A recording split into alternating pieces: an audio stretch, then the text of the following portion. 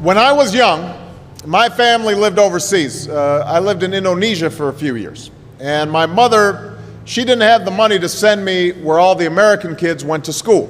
But she thought it was important for me to keep up with an American education. So she decided to teach me extra lessons herself, Monday through Friday. But because she had to go to work, the only time she could do it was at 4:30 in the morning. But whenever I'd complain, my mother would just give me one of those looks and she'd say, "This is no picnic for me either, Buster."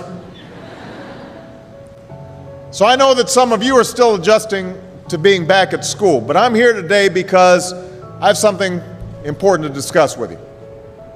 My father left my family when I was 2 years old, and I was raised by a single mom who had to work and who struggled at times to pay the bills and wasn't always able to give us the things that other kids had. There were times when I missed having a father in my life. There were times when I was lonely and I felt like I didn't fit in. So I wasn't always as focused as I should have been on school. And I did some things that I'm not proud of. And I got in more trouble than I should have. And my life could have easily taken a turn for the worse. But I was lucky. I got a lot of second chances. And I had the opportunity to go to college and law school and follow my dreams. My wife, our First Lady, Michelle Obama, she has a similar story. Neither of her parents had gone to college, and they didn't have a lot of money. But they worked hard, and she worked hard so that she could go to the best schools in this country. Some of you might not have those advantages. Maybe you don't have adults in your life who give you the support that you need. Maybe someone in your family has lost their job, and there's not enough money to go around. Maybe you live in a neighborhood where you don't feel safe, or have friends who are pressuring you to do things you know aren't right.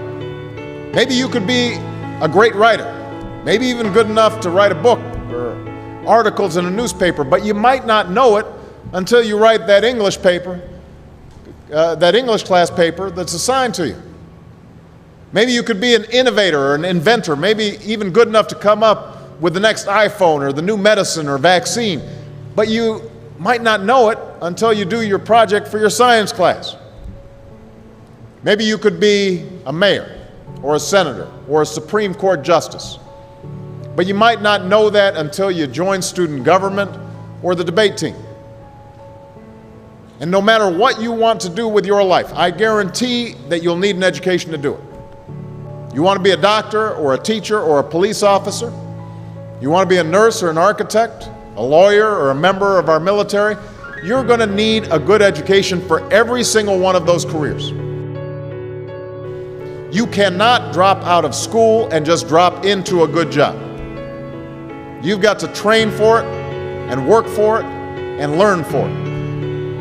And this isn't just important for your own life and your own future. What you make of your education will decide nothing less than the future of this country. The future of America depends on you. What you're learning in school today will determine whether we as a nation can meet our greatest challenges in the future. You'll need the knowledge and problem-solving skills you learn in science and math to cure diseases like cancer and AIDS, and to develop new energy technologies and protect our environment. You'll need the insights and critical thinking skills you gain in history and social studies to fight poverty and homelessness, crime and discrimination, and make our nation more fair and more free. You'll need the creativity and ingenuity you develop in all your classes to build new companies that will create new jobs and boost our economy. We need every single one of you to develop your talents and your skills and your intellect so you can help us old folks solve our most difficult problems. If you don't do that, if you quit on school, you're not just quitting on yourself, you're quitting on your country. Now, I know it's not always easy to do well in school. I know a lot of you have challenges in your lives right now that can make it hard to focus on your schoolwork. I get it. I know what it's like. But at the end of the day, the circumstances of your life, what you look like, where you come from, how much money you have, what you've got going on at home, none of that is an excuse for neglecting your homework or having a bad attitude in school. That's no excuse for talking back to your teacher or cutting class or dropping out of school. There is no excuse for not trying. Where you are right now doesn't have to determine where you'll end up. No one's written your destiny for you. Because here in America, you write your own destiny. You make your own future. That's what young people like you are doing every day all across America. And that's why today I'm calling on each of you to set your own goals for your education and do everything you can to meet them. Your goal can be something as simple as doing all your homework, paying attention in class, or spending some time each day reading a book. Maybe you'll decide to get involved in an extracurricular activity or volunteer in your community. Maybe you'll decide to stand up for kids who are being teased or bullied because of who they are or how they look. Because you believe, like I do, that all young people deserve a safe environment to study and learn. Maybe you'll decide to take better care of yourself so you could be more ready to learn. But whatever you resolve to do, I want you to commit to it. I want you to really work at it. I know that sometimes you get that sense from TV that you can be rich and successful without any hard work. That your ticket to success is through rapping or basketball or being a reality TV star. Chances are you're not going to be any of those things. The truth is, being successful is hard. You won't love every subject that you study. You won't click with every teacher that you have.